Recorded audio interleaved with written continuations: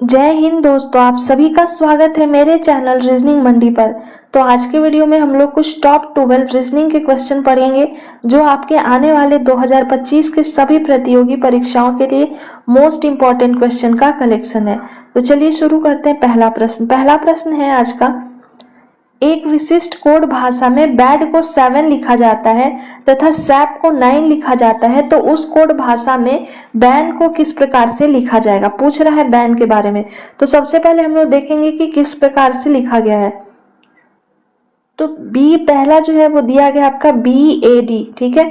अब BAD में B का जो अल्फाबेट में स्थान होता है वो कितना होता है, 2 होता है।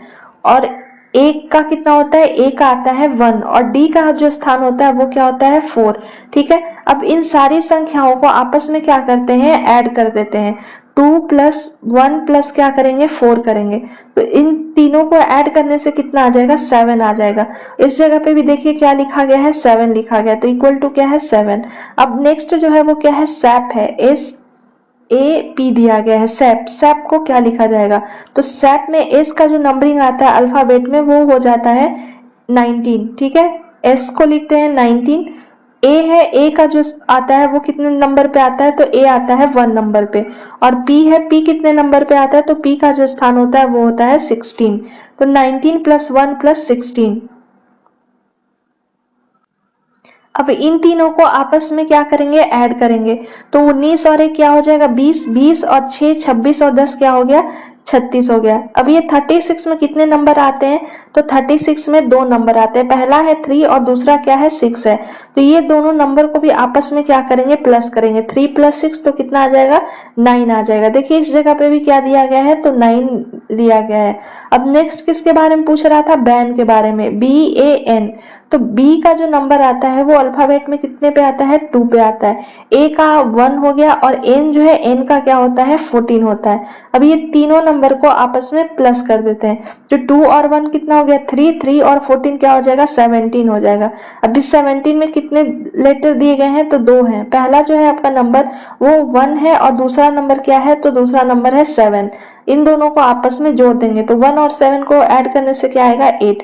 जिसका राइट आंसर हो जाएगा 8।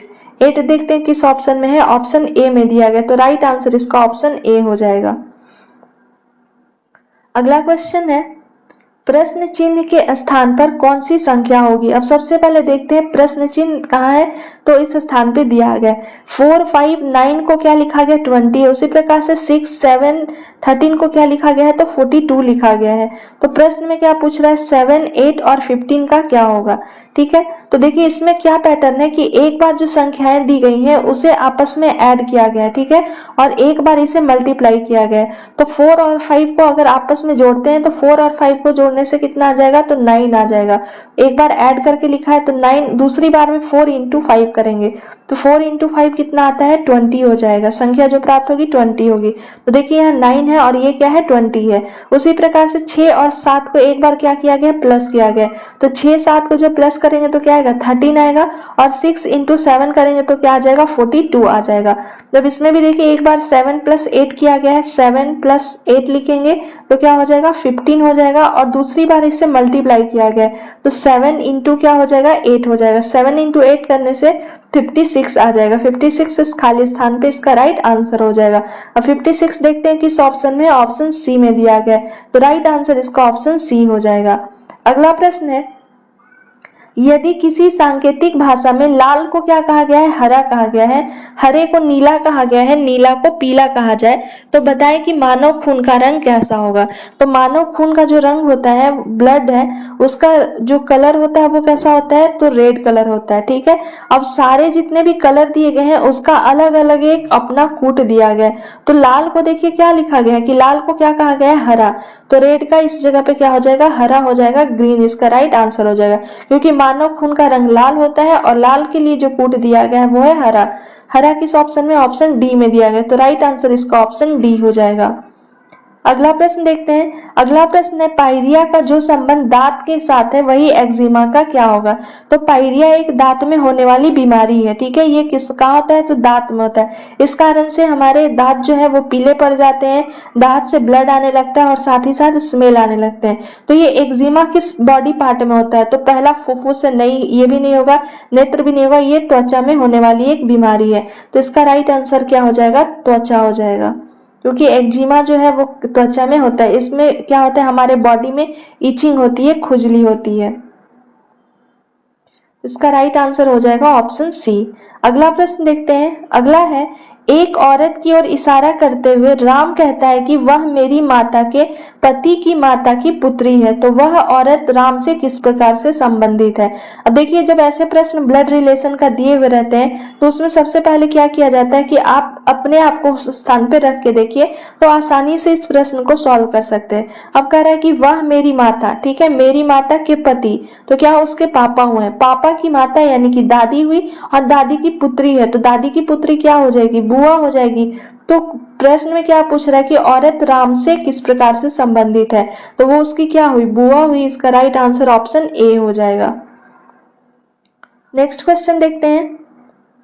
नेक्स्ट है अक्षर श्रेणी को पूरा करें। अब ये आपका सीरीज का क्वेश्चन है। सीरीज में देखिए, इसमें क्या करेंगे कि टोटल कितने आपके लेटर दिए गए हैं उसे काउंट करेंगे। तो 1 2 3 4 5 6 7 8 9 10 11 12 13 14 15 16 है। 16 है, यानी कि पेयर किसका बनेगा, तो 4 4 का पेयर इसमें बनते जाएगा, ठीक है। 1 4 1 4 इस प्रकार से पेयर पहले बनाते हैं।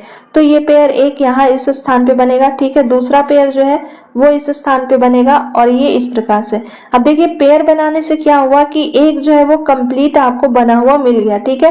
वाई वाई एक्स टी का देखिए पेयर बना हुआ है इस स्थान से, तो हमें इजी हो गया कि बाकी में क्या क्या होगा। तो देखिए, इस पहला में वाई वाई है और टी है, तो क्या आपका एक्स हो जाएगा, क्योंकि वाई वाई एक्स टी का बन रहा है।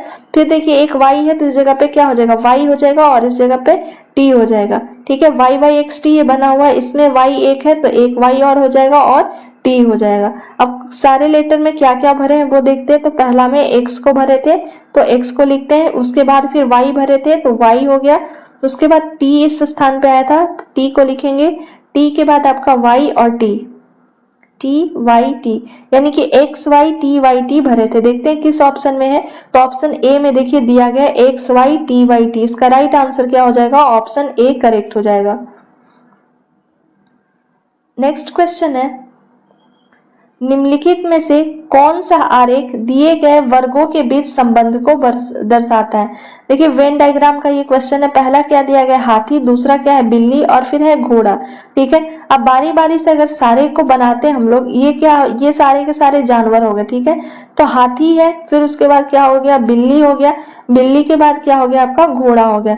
अब ये तीनों एक दूसरे से कोई भी संबंध नहीं है। ऐसा नहीं कि हाथी का बिल्ली से कोई संबंध है या बिल्ली का घोड़ा से कोई संबंध है। ये सारे के सारे जानवर हैं और तीनों एक दूसरे से बिल्कुल ही अलग है, तो इनका डायग्राम जो है वो अलग अलग ही बनेगा।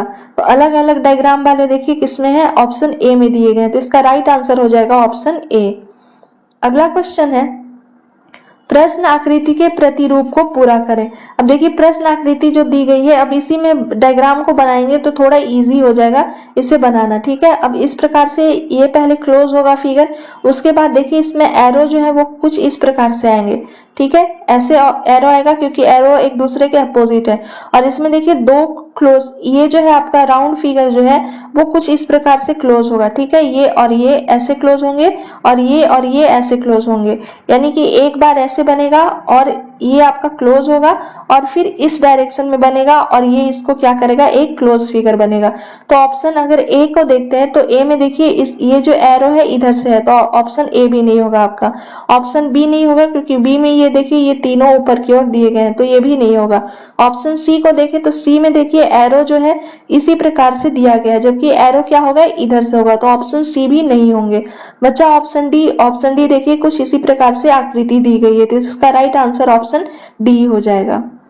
नेक्स्ट क्वेश्चन है नीचे दिए गए शब्दों को क्रम में व्यवस्थित करें। अब शब्द क्या दिए गए हैं? निदान है, चिकित्सक है, बीमार है, इलाज है और स्वास्थ्य लाभ है। ठीक है, अब ये इसको या तो हम लोग असेंडिंग ऑर्डर में सजाएंगे, ठीक है, या तो फिर हम लोग इसे डिसेंडिंग ऑर्डर में सजाएंगे, दो बढ़ते या घटते क्रम में इसे सजाएंगे। ठीक है, तो सबसे पहले देखिए क्या दिया गया है कि इस ऑप्शन को देखते हैं तो पहले तो निदान नहीं होगा, उसके पहले क्या बीमार या इलाज का पता चलेगा, तो ऑप्शन ए तो होगा नहीं। अब इसमें देखते हैं सबसे पहले क्या बीमार पड़ेंगे। ठीक है, तो क्या हो जाएगा? ऑप्शन 3 हो जाएगा। बीमार के बाद आपका कौन सा आएगा? तो बीमार के बाद हो जाएगा चिकित्सक के पास जाएंगे। ठीक है, तो उसके बाद 2 हो जाएगा। चिकित्सक उसका क्या करेंगे? तो निदान ढूंढेंगे। ठीक है, कि क्या इसका निदान हो सकता है, तो 1 हो जाएगा। 1 के बाद क्या बचा? आप तो इलाज बचा और स्वास्थ्य लाभ बचेगा, तो इलाज करेंगे तभी स्वास्थ्य लाभ होगा, तो क्या हो जाएगा? 4 हो जाएगा। और 4 के बाद आपका नेक्स्ट जो है वो क्या हो जाएगा? 5 हो जाएगा, यानी कि 3 2 1 4 5 का बनेगा। तो ऑप्शन डी में 4 है, ये भी नहीं होगा आपका, सी भी नहीं होगा, बचा ऑप्शन बी। ऑप्शन बी में देखते हैं 3 2 1 4 5, तो इसका राइट आंसर हो जाएगा ऑप्शन बी। नेक्स्ट क्वेश्चन है, एक पंक्ति में 55 वृक्ष हैं। आम का वृक्ष दाएं छोर से 22वें स्थान पर है और आम के वृक्ष का स्थान बाएं छोर से क्या होगा? तो इसका ट्रिक जानते हैं हम लोग, ट्रिक से बनाएंगे। ट्रिक क्या होता है कि सबसे पहले टोटल को लिखते हैं। ठीक है, टोटल इक्वल टू क्या होता है? आर प्लस एल, यानी कि राइट प्लस लेफ्ट माइनस क्या हो जाएगा? 1 हो जाएगा। अब टोटल देखिए कितना दिया गया? 55 है, तो टोटल के जगह पे लिख देंगे 55। और क्या? दाएं छोर से यानी कि राइट का दिया गया है, तो क्या हो जाएगा? 22 हो जाएगा। प्लस क्या लिखेंगे? एल लिखेंगे, माइनस क्या हो जाएगा? 1 हो जाएगा। अब ये 22 में से एक माइनस हो जाएगा, ये 55 को क्या करेंगे? 55 लिख देंगे, और 22 में से एक जाएगा तो कितना हो जाएगा? 21 हो जाएगा, यानी कि 21 प्लस क्या हो जाएगा? एल। अब एल का वैल्यू पूछ रहा है लेफ्ट का ही, तो 55 माइनस हो जाएगा 21। इसे माइनस करते हैं, माइनस करने पे कितना आ जाएगा? तो 5 में से 1 को माइनस किए 4, और 5 में से 2 को माइनस किए 34। इसका राइट आंसर हो जाएगा 34। देखिए किस ऑप्शन में दिया गया? ऑप्शन बी में दिया गया, तो इसका राइट आंसर हो जाएगा ऑप्शन बी। नेक्स्ट क्वेश्चन है, रिक्त स्थान पे कौन सी संख्या होगी वो आपको बताना है। ठीक है, अब 12 8 का 80 के साथ क्या संबंध है वो बताना है। 16 और 7 का 207 के साथ क्या संबंध है वो बताना है। तो देखिए संख्या ऊपर की दोनों छोटी है और ये छोटी संख्या से बड़ी संख्या बनाई गई है, तो या तो इसका वो स्क्वायर होगा या फिर क्यूब होगा, या माइनस करके लिखा गया है। तो देखिए 12 8 को जो मल्टीप्लाई करते हैं तो कितना आएगा? 96 आएगा। 96 का 80 से कोई भी संबंध नहीं है। अब एक दोनों को इसको स्क्वायर करते हैं, 12 का स्क्वायर और 8 का स्क्वायर, तो 12 का स्क्वायर कितना हो जाएगा? 144 होता है, और 8 का स्क्वायर कितना होता है? 64 होता है। अब इन दोनों संख्याओं को आपस में माइनस किया गया, तो 4 में से 4 गया 0, ये 14 हो जाएगा। 14 में से 6 को माइनस करेंगे, कितना आ जाएगा? 8 आ गया। देखिए 80 इस स्थान पे दिया गया है। अब एक बार इसे भी चेक कर लेते हैं, 16 का स्क्वायर करेंगे और 7 का स्क्वायर करेंगे, तो 16 का स्क्वायर करने से कितना आता है? 196 नहीं 256 आता है, 256। और 7 का स्क्वायर कितना हो जाएगा? तो 7 गुणे 7 होता है 49। अब इसे माइनस करेंगे तो कितना हो जाएगा? ये 16, 16 में से 9 जाएगा, कितना बचेगा? 7 हुआ। ये 4 में से 4 जाएगा, क्या हो जाएगा? 0, और ये 2 में से 2 है तो 207। देखिए इस स्थान पे भी क्या है? 207 है। तो 25 का स्क्वायर करेंगे और 21 का स्क्वायर करेंगे। अब सबसे पहले 25 का स्क्वायर करते हैं, तो 25 का स्क्वायर कितना होता है? 625 हो जाता है। और 21 से 21 का स्क्वायर कितना होता है? तो 21 का स्क्वायर होता है 441। 4 लिखेंगे, 4 लिखेंगे, 625 माइनस करेंगे 441 को। अब ये 5 में से 1 को माइनस करेंगे तो कितना आ जाएगा? 4 हो जाएगा। ये 12 हो गया, 12 में से 4 को माइनस करेंगे तो 8 हो गया, और ये 5 हो जाएगा। 5 में से 4 को माइनस किए 1 हो जाएगा। तो इस स्थान पे क्या आ रहा है? 184 आ रहा है। 184 देखिए किस ऑप्शन में? ऑप्शन ए में दिया गया, तो इसका राइट आंसर हो जाएगा ऑप्शन ए। अगला क्वेश्चन देखते हैं। अगला है, नीचे दिए गए पासों में संख्या 30 के विपरीत कौन सी संख्या होगी? अब 30 देखिए, ये मान लेते हैं कि पहला डाइस है और ये है दूसरा डाइस। ठीक है, अब दोनों में देखेंगे कि कोई नंबर जो है वो कॉमन है या नहीं है। अगर कॉमन है तो उसके बाद वाली संख्याएं जो है जो बचेंगी वो उसका राइट आंसर हो जाएगा। तो देखिए इसमें क्या दिया गया है? तो फर्स्ट अगर डाइस में देख रहे तो देखिए 50 इसमें भी आपका दिया गया, 50 जो है वो पहले जो ये डाइस है उसमें भी है, और 60 ये दोनों जो है वो 50 60 कॉमन है। तो 30 के विपरीत ही पूछ रहा है, तो इसमें क्या है 30 है और इसमें क्या है 70 है। तो 30 का अपोजिट जो है वो क्या हो जाएगा 70 हो जाएगा, क्योंकि 50 देखिए इस डाइस में भी है इसमें भी है, और 60 जो है इसमें भी है इसमें भी है, तो इसमें 70 बचा और इसमें क्या बचा 30। तो 70 का अपोजिट 30 हो जाएगा और 30 का अपोजिट 70 हो जाएगा। तो 30 का अपोजिट पूछ रहा है, ऑप्शन बी इसका करेक्ट आंसर हो जाएगा 70। तो ये आपके कुछ इंपॉर्टेंट रीजनिंग के क्वेश्चन थे जो आपके आने वाले सभी परीक्षाओं के लिए काफी महत्वपूर्ण है। आई होप आपको वीडियो पसंद आया होगा। अगर वीडियो पसंद आया तो प्लीज एक लाइक शेयर एंड सब्सक्राइब जरूर करें, ताकि आने वाले वीडियो का नोटिफिकेशन आपके नंबर पर आ सके। और अगर आप मेरे चैनल पर नए हैं तो प्रीवियस वीडियो को भी एक बार जाकर जरूर देखें। ये सारे के सारे जितने भी क्वेश्चन दिए गए हैं वो प्रीवियस ईयर क्वेश्चन बेस्ड है और आने वाले परीक्षाओं के एनालिसिस पर दिए गए हैं। तो चैनल पे नए हैं तो प्रीवियस वीडियो को एक बार जाकर जरूर देखें। मिलते हैं जल्द एक नए वीडियो के साथ। Thank you for watching my video.